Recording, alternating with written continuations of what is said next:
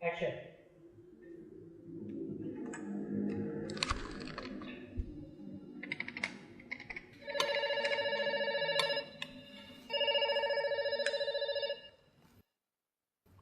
Iya.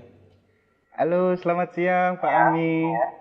Selamat siang. Iya Pak Ami. Saya perkenalkan, nama saya Dimas dari Bank KRUT Pak. Ada apa Mas Dimas? Boleh minta waktunya 2 menit sebentar aja Pak. Saya ada kabar gembira buat Pak. 2 menit ya, tapi nanti kita gantian ya. Oh begitu. Ya Mas Dimas 2 menit, kemudian saya ya, nggak masalah? Oh ya boleh. Boleh. Boleh, nah, silakan Mas Dimas duluan, ya monggo. Begini Pak, ceritanya saya dari Bank KRUT ingin menawarkan Pak, karena ada produk kami yang terbaru dari Bank KRUT yaitu credit card platinum kami untuk Bapak. Karena kebetulan Bapak yang terpilih jadi calon nasabah kami. Ini lumayan besar Pak, fasilitasnya banyak sekali. Kita banyak cashback di beberapa merchant yang terbesar di seluruh Indonesia Pak ya. Kemudian kita ada fitur juga yang Bapak bisa melakukan pencairan dana tunai selama sedikitnya 30 juta dan paling cepat 2 hari Pak pencairannya. Berapa hari? 2 hari. Masya Allah ya. Ya, iya Pak, betul Pak. Dan ini pencairan ini langsung kita bantu secepatnya begitu Bapak ajukan begitu. Gimana Pak? Bapak tertarik? Apalagi ini belum ada bebasan annual fee tahunannya Pak. Baik. Sebelumnya saya boleh tanya dulu ya? Boleh Pak. Nggak masalah ya? Baik. Mas Dimas Muslim? Saya, iya Pak, betul Pak.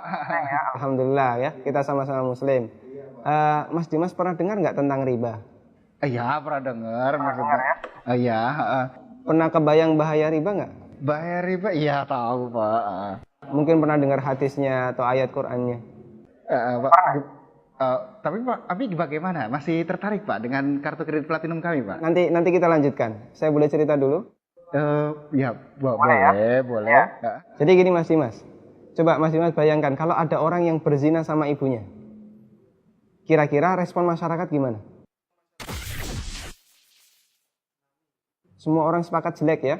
Gimana? Maksudnya gimana Pak? Kalau misalnya ada orang yang berzina sama ibunya, semua orang akan menganggap dia melakukan perbuatan yang maksiat. Ya bejat itu Pak. Wah, bejat sekali ya.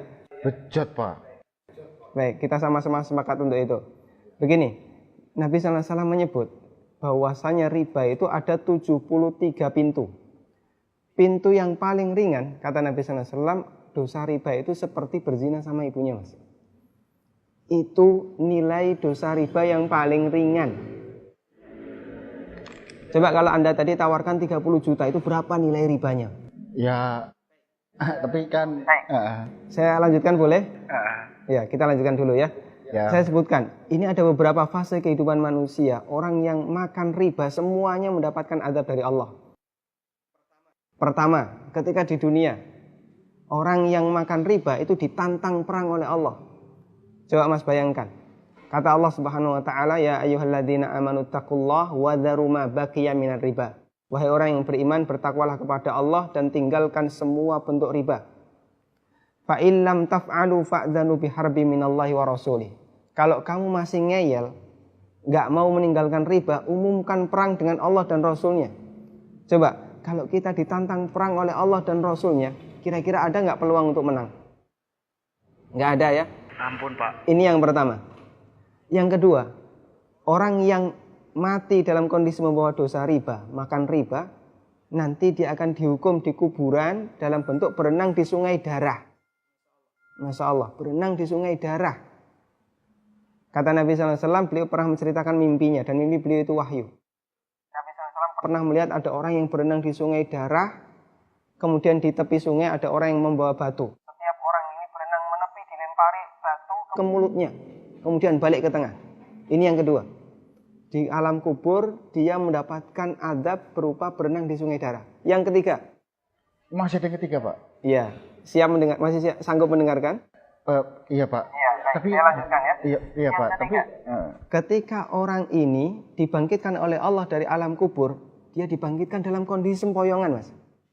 Allah Subhanahu wa taala bercerita, alladzina ya'kuluna riba la yaqumuna illa kama yaqumul ladzi yatakhabbathu syaitan minal mas.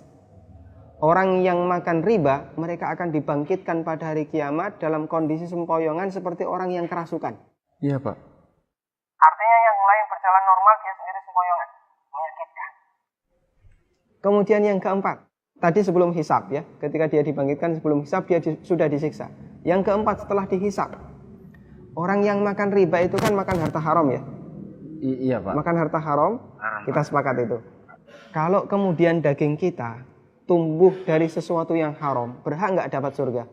Enggak Pak. Layak nggak dapat surga? Enggak Pak. Sementara tempat di akhirat cuma ada dua pilihan. Kalau nggak surga, Neraka Pak. maka kata Nabi SAW, kullu lahmin nabata bin suhtin, setiap daging yang tumbuh dari sesuatu yang haram, kata beliau, annar aulabi.